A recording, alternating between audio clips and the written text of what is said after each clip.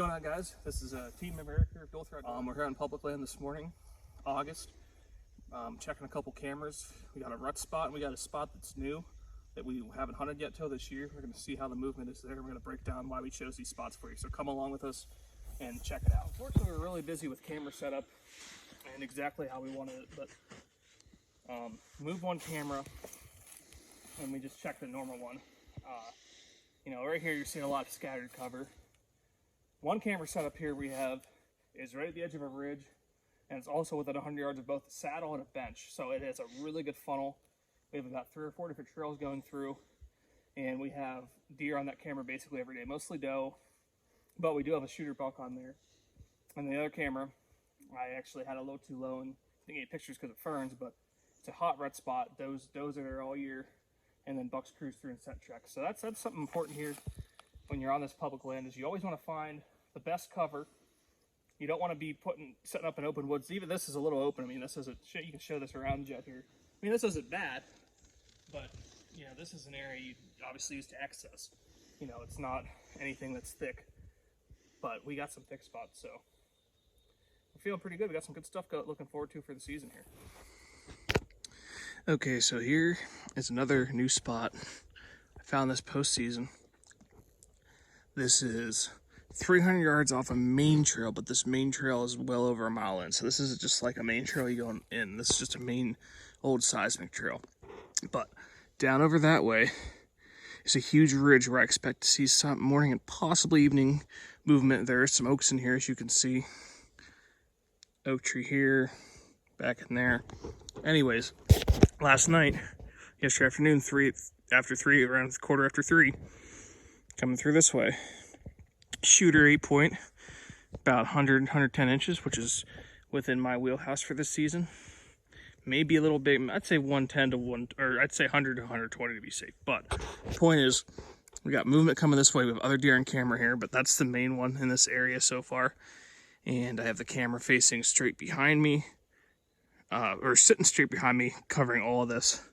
So this is a, as I talked about in the video earlier this year, this is one of those steep terrain settings, not a point, but you often see from steep terrain, as I said, deer moving up this. So this is a really good setup here. And now I'm taking you to the next one.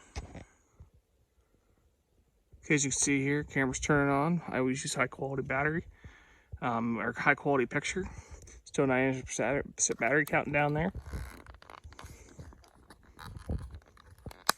Okay, that's shut and ready to go. Now, one bonus tip I will give you guys. I'm doing a video this soon. New Oz by ScentLok. The best spray you've seen before for field sprays. This is just your regular field spray. This is ozone, as you can see, being infused into the water. And I'm spraying that now just to cover the sun I left by touching this camera. I'm really getting more and more scent conscious as season goes, so and I really spray that hard. Spray my cable locks, spray my straps.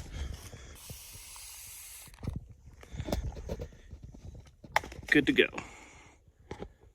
Well, we had to move one camera. I'm out here on a point 2 miles in, and I was getting really good deer traffic, but not any bucks I would shoot.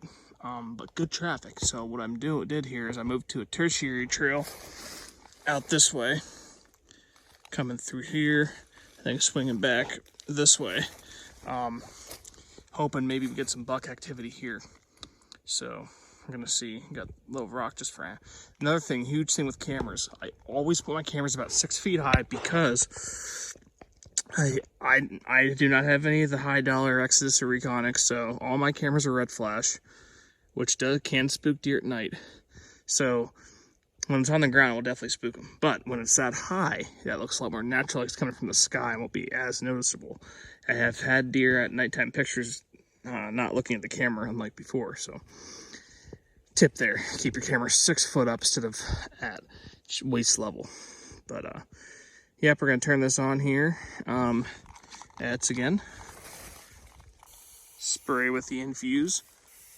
I'll spray the camera again once I turn it on. But yeah, I really like this setup as well. We're gonna come back and check these cameras from September and see how they're looking. Well, we're heading back to the truck. Overall, pretty productive trip.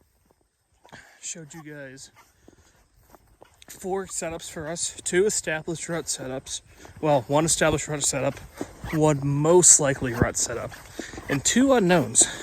I'm still leaning towards early season, especially with that one target buck hog camera I mentioned.